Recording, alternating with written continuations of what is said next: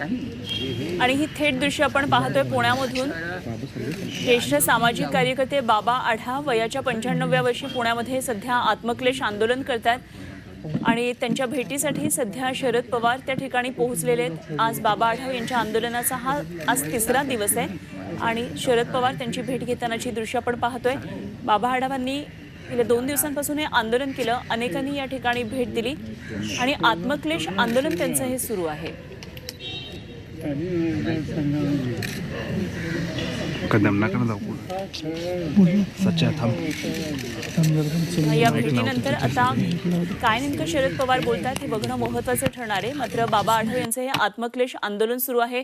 निवडणुकीमध्ये ज्या पद्धतीनं निकाल लागले, पैशांचा वारेमाप वापर झाला, अशा प्रकारे त्यांनी आरोप केलेला आहे आणि या सगळ्या संदर्भात जर मी आता गप्प बसलो सगळा ईडी आणलेला पैसा घातलेला तर मी कार्यकर्ता कसला असा प्रश्न त्यांनी केलेला होता। त्यामुळे निवडणुकांमधल्या मनमानी पद्धतीने पैशांची उधळपट्टी केली असा आरोप त्यांनी केला आणि आत्मक्लेश आंदोलन त्यांचं अशा प्रकारे सध्या सुरू आहे। तर बाबा आढाव यांच्या आंदोलनाला अशा प्रकारे राजकीय वर्तुळातून सुद्धा पाठिंबा मिळताना पाहायला मिळतो आहे। बाबा आढाव सध्या आंदोलनाला बसलेले आहेत आणि आमचे प्रतिनिधी अरुण मेहत्रे या पुण्यातल्या घडामोडींवर लक्ष ठेवण्यात आपण जाऊया थेट अरुण यांच्याकडे। अरुण, बाबा आढाव यांचं हे आत्मक्लेश आंदोलन सुरू आहे, तिसरा दिवस आहे। शरद पवार आज भेटीसाठी आंदोलनाच्या ठिकाणी पोहोचलेले आहेत, काय नेमक्या या सगळ्या घडामोडी घडत आहेत? विधानसभा निवडणुकीच्या निकालानंतर जो वाद निर्माण झाला, ईव्हीएम मशीन संदर्भात जो संशय व्यक्त केला जातोय, त्याचप्रमाणे विधानसभा निवडणुकीमध्ये अनेक गैरप्रकार झाल्याचं देखील बोललं जातं, त्याबाबतचे आरोप होतात। या सगळ्या पार्श्वभूमीवरती देशाची लोकशाही धोक्यात आहे आणि ती वाचवण्यासाठी म्हणून चळवळ उभारण्याची आवश्यकता व्यक्त केली जाते आणि त्याचाच भाग म्हणून ज्येष्ठ सामाजिक कार्यकर्ते बाबा आढाव हे पुण्यातल्या समताभूमी इथं महात्मा फुले यांच्या पुण्यतिथीच्या दिवशीपासून 3 दिवसांच्या आत्मक्लेश आंदोलनाला बसलेले आहेत। त्यांना आतापर्यंत वेगवेगळ्या पक्षाच्या नेत्यांनी म्हणजे पराभूत उमेदवार त्याचप्रमाणे वेगवेगळ्या पक्षाच्या नेत्यांनी त्यांच्या आंदोलनाला पाठिंबा दिलाय। आज शरद पवार राष्ट्रवादी काँग्रेसचे अध्यक्ष हे स्वतः बाबा आढाव यांच्या भेटीसाठी दाखल झालेले आहेत आणि ते या आंदोलनाला पाठिंबा दर्शवत आहेत। अगदी अरुण, शरद पवार यानंतर काही माध्यमांबरोबर बोलणार आहेत का आणि बाबा आढाव यांचं हे आंदोलन अजून किती दिवस चालणार आहे या संदर्भातली त्यांनी काही रूपरेषा ठरवली आहे का? बाबा आढाव यांचं हे 3 दिवसांचं आंदोलन आहे, त्यामुळे आजचा त्यांचा आंदोलनाचा तिसरा दिवस असल्या कारणानं आज या आंदोलनाचा समारोप होणार आहे आणि दुसरा भाग आहे स्वाभाविकपणे शरद पवार या संदर्भात निश्चितपणे बोलण्याची शक्यता आहे। बाबा आढाव यांची भेट घेतल्यानंतर ते त्यांची भूमिका देखील मांडतील साधारणपणे शक्यता आहे। कालपासून अनेक जणांनी खरं तर बाबा आढावांच्या या उपोषणस्थळी भेट दिलेली आहे, त्यांची भेट घेतलेली आहे। आज आंदोलनाचा तिसरा दिवस आहे। शरद पवार आज या ठिकाणी पोहोचलेले आहेत। गेल्या काही दिवसांपासून म्हणजे जेव्हा 2 दिवसांपासून हे आंदोलन अरुण सुरू झालं, अनेकांनी या ठिकाणी भेट दिली। अगदी सामाजिक वर्तुळातले सुद्धा अनेक व्यक्ती होत्या, मात्र त्याचबरोबर राजकीय वर्तुळातल्या सुद्धा अनेक जण होते। यामध्ये अगदी विश्वजित कदम सुद्धा होते।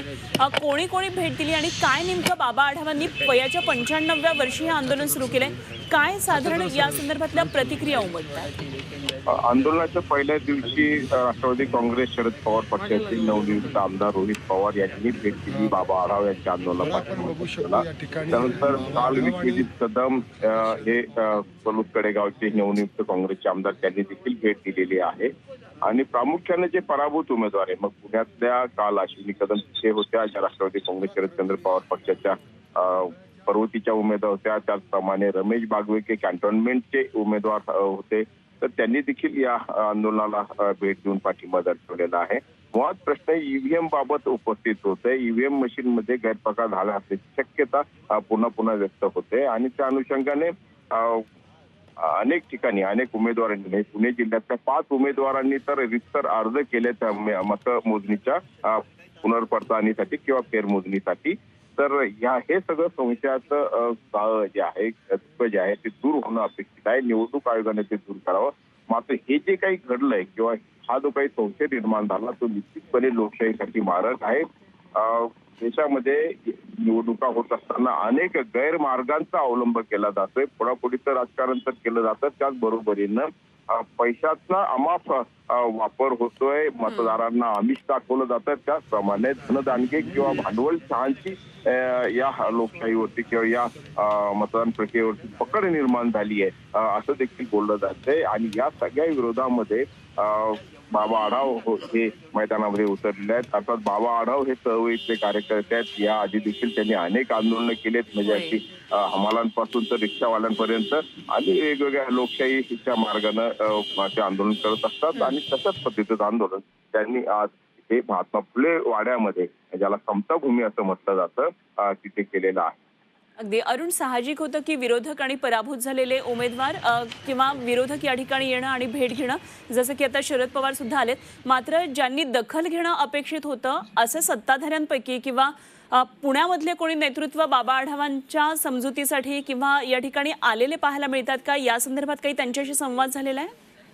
खरं तर म्हणजे हे जे आंदोलन आहे विशिष्ट मागणीसाठी किंवा कुठल्या तरी शासनाकडे प्रशासनाकडे मागणी केली आणि तिची पूर्तता करण्याची अपेक्षा आहे, अशा स्वरूपात हे आंदोलन नाही, तर या विषयाकडे लक्ष वेधून घेण्यासाठी, त्याचप्रमाणे या विषयामध्ये संबंध राज्यात नव्हे तर देशभरामध्ये मोठी चळवळ उभी राहावी, जेणेकरून जनतेने स्वतःहून पुढे यावं आणि वेगवेगळ्या पद्धतीनं मग प्रत्येकाने आपापल्या स्तरावर आपापल्या पद्धतीनं या चळवळीमध्ये सहभागी व्हावं, यासाठीच आंदोलन आहे, यासाठी आवाहन करणार हे आंदोलन आहे. त्यामुळे स्वाभाविकपणे म्हणजे आता एक तर काय शासन प्रतिनिधी म्हणून कोणी, कारण शासनच अस्तित्वात नाहीये, जे आहे ते प्रभारी किंवा काळजीवाहू सरकार या ठिकाणी आहे. आणि दुसरा जो भाग आहे तो प्रशासनाच्या वतीने, कारण प्रशासनाने तर प्रशासन हा निवडणूक प्रक्रियेमधला एक महत्वाचा भाग किंवा दुवा होतं आणि तेच या आंदोलनामध्ये आंदोलनाच्या ठिकाणी येऊन काही बोलतील असं काही अपेक्षित नाहीये.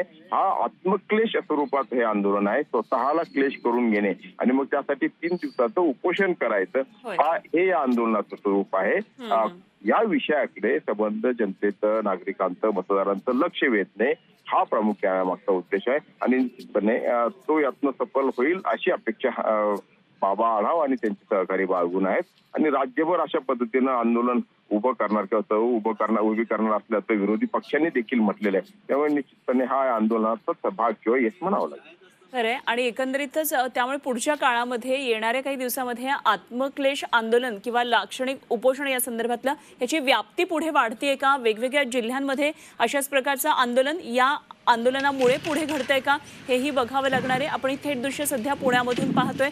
अरुण मेहत्रे आमचे प्रतिनिधी आपल्या बरोबर आहेत, आणखी सविस्तर तपशील ते आपल्याला देतात. शरद पवार या ठिकाणी पोहोचलेत. ईव्हीएम मध्ये घोटाळा झाला असल्याचा आरोप केलेला आहे आणि निवडणुकीच्या काळामध्ये सरकारी पैशांचा मोठा गैरवापर झाला अशा प्रकारचा आरोप आहे आणि त्यामुळे हे आत्मक्लेश सध्या लाक्षणिक उपोषण बाबा आढाव यांनी केलेलं आहे. लोकसभा आणि विधानसभेचा निकाल हा वेगळा कसा लागतो असाही प्रश्न त्यांनी उपस्थित केलेला आहे. गौतम अदानींवर कारवाई झाली पाहिजे अशी मागणी त्यांनी केलेली आहे. काही ग्राफिक्सवर आपण हे मुद्दे महत्त्वाचे पाहतोय की ज्या मुद्द्यांसाठी सध्या हे बाबा आढाव यांचं उपोषण सुरू आहे. विशेष म्हणजे वयाच्या 95व्या वर्षी सातत्यानं चळवळीमध्ये व्यग्र असलेला हा व्यक्ती अशा प्रकारे एक मोठं आंदोलन करतोय आणि पुण्यामध्ये आता या आंदोलनाला मोठा पाठिंबा मिळतोय. आंदोलनाचा आजचा 3रा आणि शेवटचा दिवस आहे आणि शरद पवार या ठिकाणी पोहोचलेले आहेत. राजकीय वर्तुळातले एक ज्येष्ठ नेते म्हणून ते पोहोचलेत. मात्र त्याचबरोबर विरोधक आणि सध्या जे पराभूत उमेदवार झालेले आहेत तर तेही या ठिकाणी कालपर्यंत पोहोचलेले आपण पाहिलेलं आहे. तेव्हा ते या आंदोलनाची व्याप्ती पुढच्या काळामध्ये वाढतीये का हेही बघावं लागणार आहे. जास्त उत्पन्न आलं महायुती सरकारने निवडणूक जाहीर